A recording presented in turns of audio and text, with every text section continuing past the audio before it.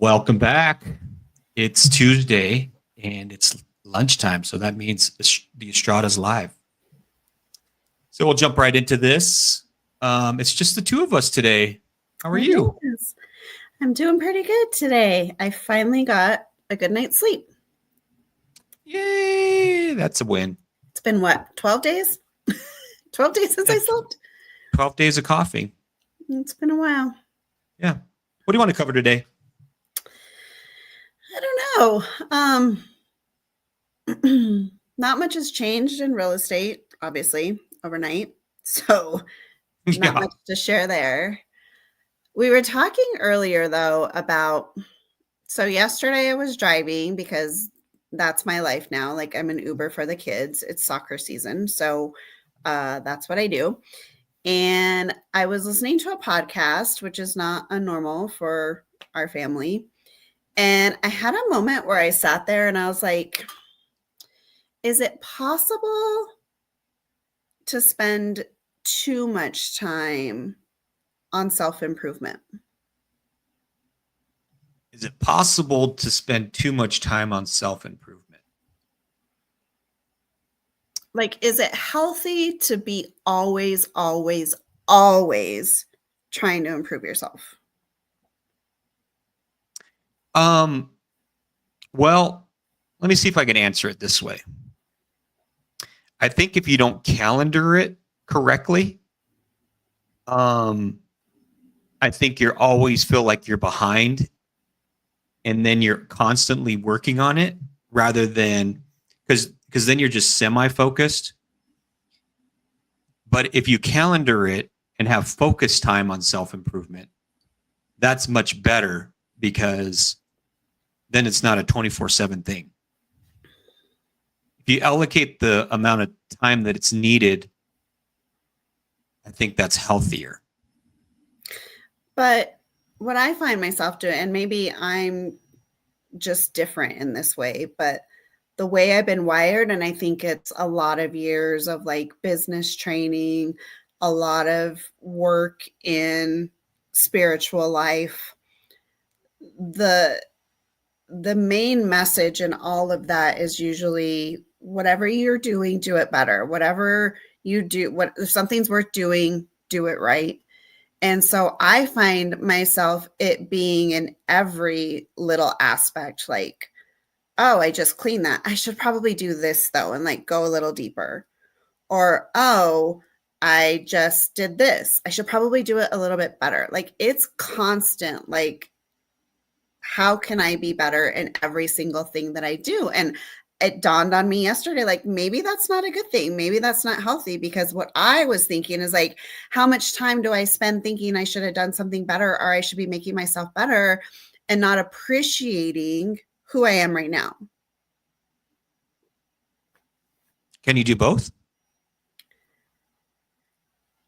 I, I don't know, because then it's like, well, okay, I mean, it's good enough, but you could always be better. Like there's always that voice in my head. So it just got me thinking. And it's not like it's a huge problem for me. It had never entered my mind before to be like, do you ever just get to stop and be like, you know what? I'm just going to be good today. And when I say it out loud, like just give it my average effort. That sounds terrible to me. But Yeah. I I want to realize be. like I'm going to be average today. how much pressure it puts on you all the time. Anyway, that's where my head was yesterday. I think what sort of screwed up a lot of people.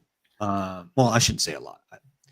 There's a book that's called Good to Great, and I think it sort of messed some people up in that. And I'm not saying you're messed up. It just maybe have sent the wrong message that you always need to strive for greatness.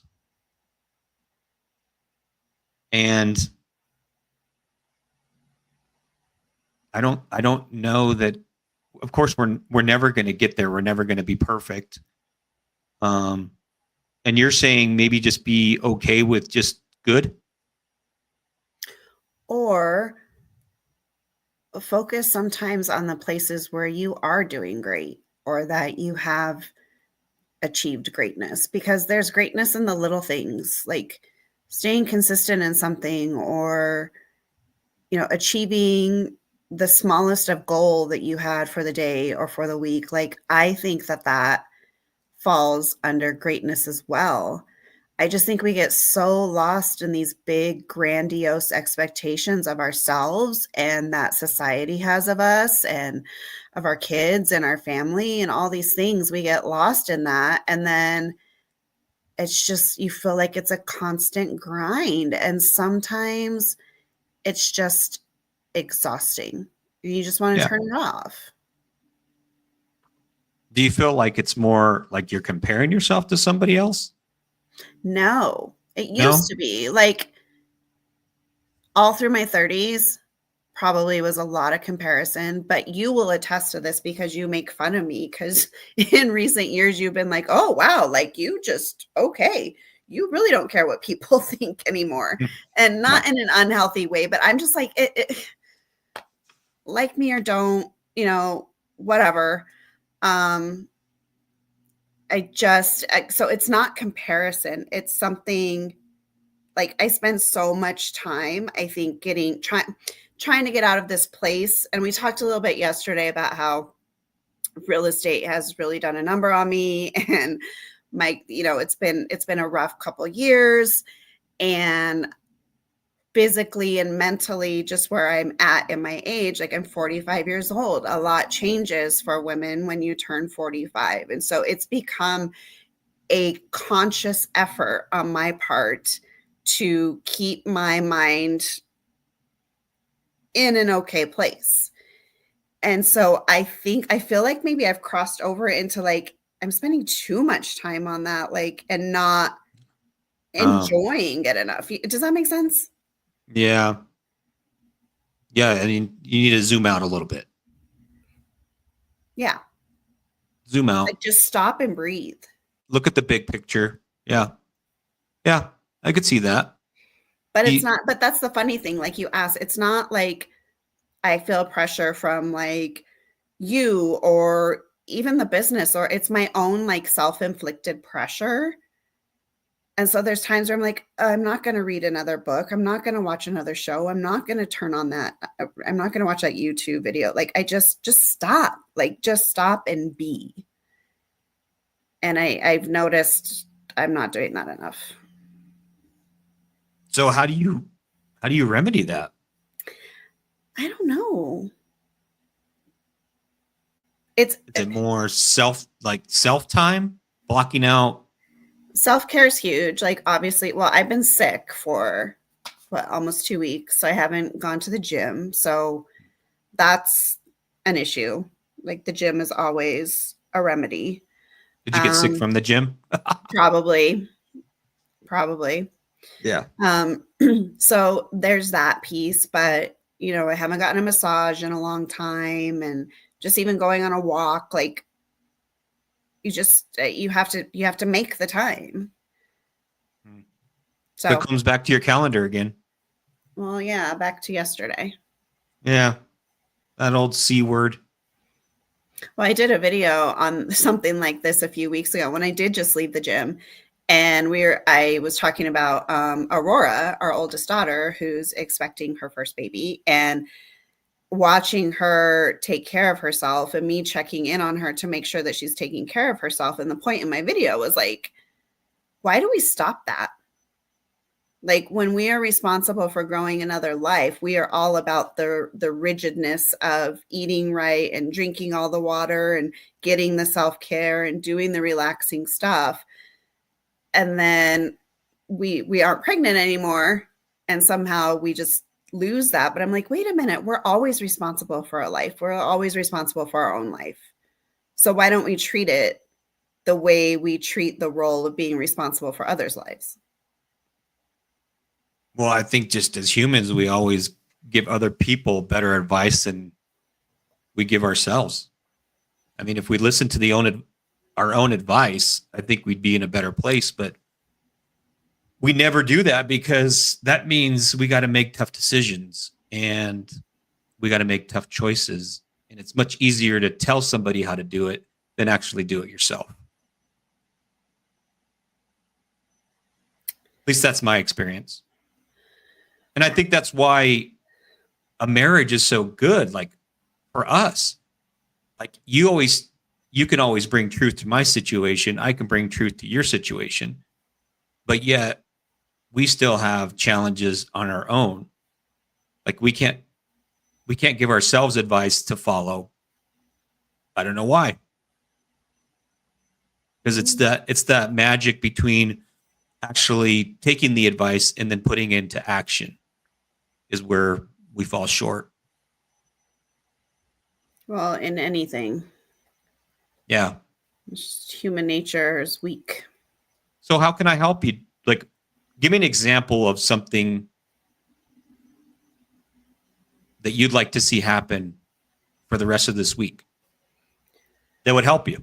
Would it be like block out an hour where I watch the kids, or no, I don't even think it's about that. Like, I think you bring up a good point, like going to my calendar and seeing everything that's on there and saying, okay, what can move to a different place so that I can have that time? Because like right now there's things scheduled on, like I'm really behind with house stuff because we've been so busy in the business, and we're still busy in the business, which I'm grateful for. And that's awesome. But like I had to schedule a grocery shopping trip.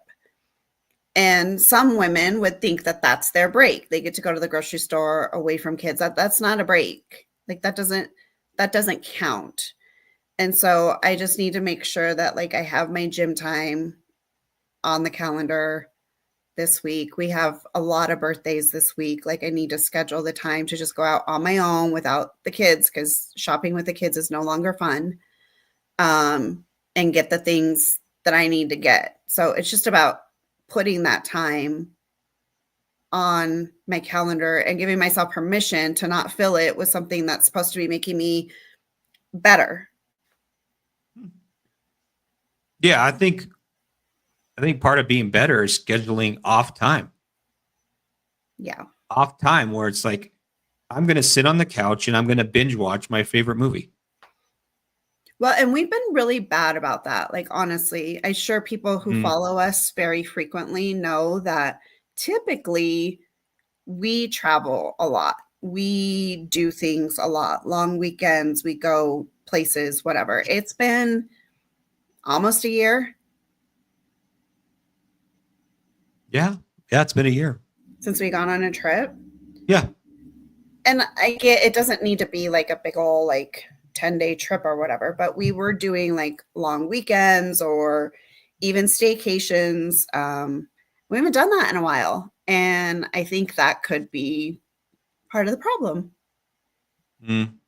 It's important.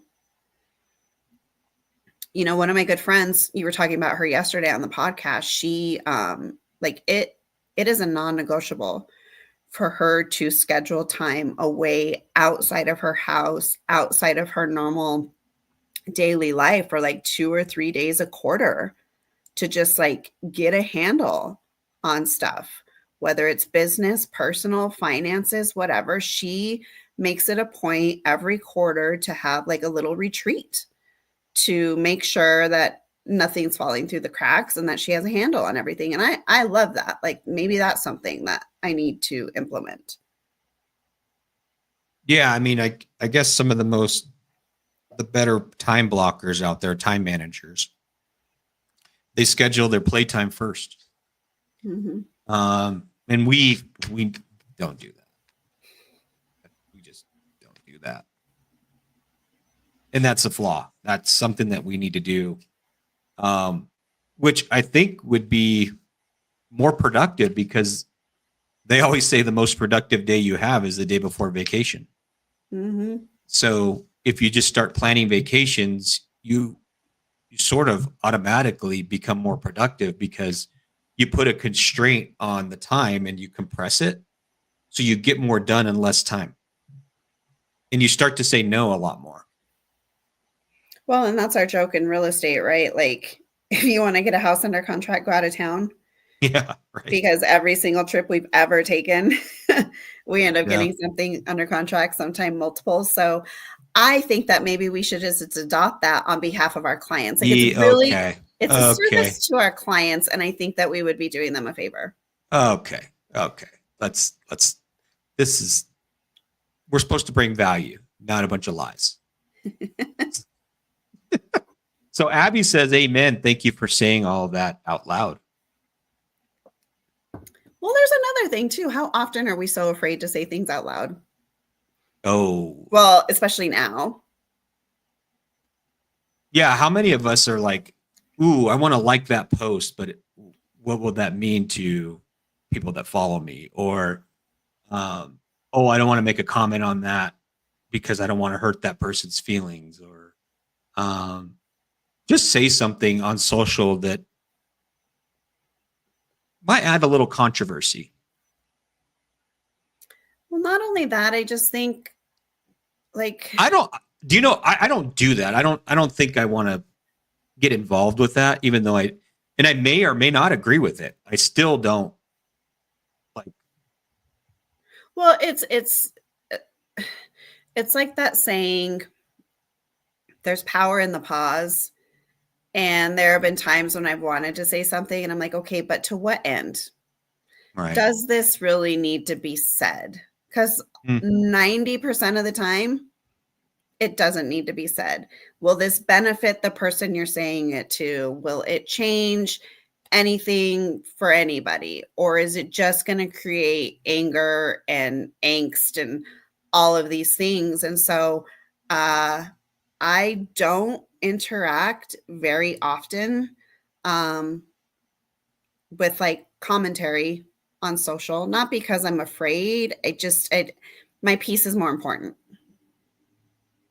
Yeah. I think we use each other as a sounding board. Like, Yeah. look at this text or look at this post. And then we just get it off our chest, say it to one another and move on. Well, because also you talked about the other day, like you don't know what someone else is going through. And Right. so I don't want to create this big issue. Maybe somebody's just having a bad day, or maybe somebody's feeling down, or you know what? We're all allowed to do that. And the internet can chew you up and spit you out. And that's one thing that we've had to learn with being a little more out there on social media is there's always going to be haters and you get comments and you get whatever. And that's fine because also on that end, if someone comments on my stuff, I'm also not going to freak out about it because again, that person could be having a bad day or whatever. So I try not to make too much of it because it was just a moment for somebody. Yeah. I think social media just lacks context. Yeah. You don't know where that person was at the time of that post. You don't know what fires were burning. You don't know just all the things that could go wrong. I mean, Jesus, number of them. So Well, no, I feel like, it's go ahead. no, it's just a funny thing. Just humans. Well, we talk a lot about where we are, like humans in general right now, the world. Um, when you are on social media, it's ugly out there. The internet is ugly. Like the world is kind of ugly right now. And we were talking the other day about, why is there so much hate? Why is there so much division? Why this? Why that? And I think you and I both were like, I don't know that it's hate, division. I almost think at the top, it's hypocrisy. I just feel like hypocrisy is the number one issue right now. You really want to go here? I'm just saying, I won't go in deep, but I'm just saying, like, I feel like that's so much of a problem. I see your blood pressure like. Well, because we all have stuff. When you spend so much time like self-reflecting and trying to like help yourself, you realize like it's not a fun exercise to find your weaknesses and your flaws and where you have shortcomings and all those things. Like that doesn't feel good. But you also realize that every single person has those same things in some shape or form. And so to run around, for me anyway, to run around pointing those out and everybody else when I know that I have the same freaking problems, I don't know. I don't think I'll do that. Yeah. Yeah. There's a story about Mother Teresa, and she was out there, not begging, but asking for money for the poor. And she was on the corner, and some guy walked up to her and spit in her face.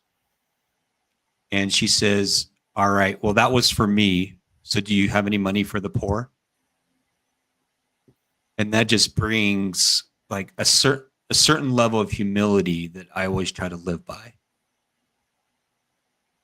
It's just an amazing way to look at the world and to look at what you're doing.